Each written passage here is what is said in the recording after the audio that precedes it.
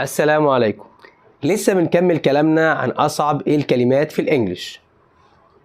الكلمة دي معناها شجاع. undaunted undaunted undaunted. الكلمة دي معناها حل الخيوط أو الألغاز. unravel unravel unravel. الكلمة دي معناها انقلاب أو اضطراب. upheaval upheaval upheaval. الكلمة دي معناها مرفق أو فائدة أو منفعة. utility utility utility. الكلمة دي معناها تفوه أو نطق. utterance utterance utterance. الكلمة دي معناها وداع.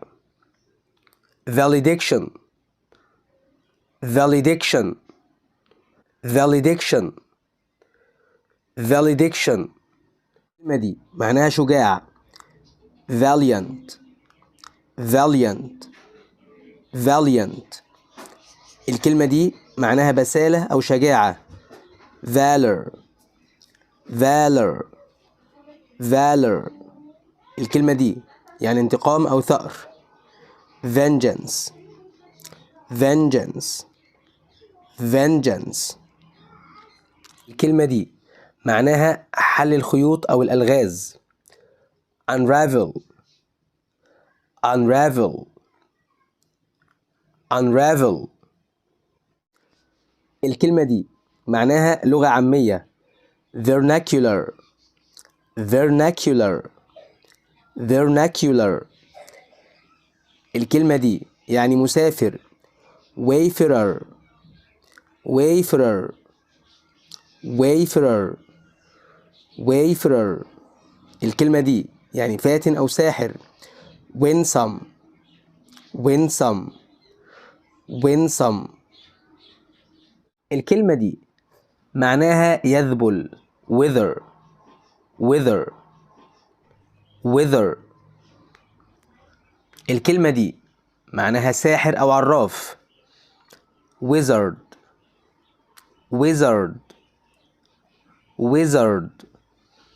الكلمة دي معناها مشاحنة أو مشادة، يعني wrangle wrangle wrangle wrangle.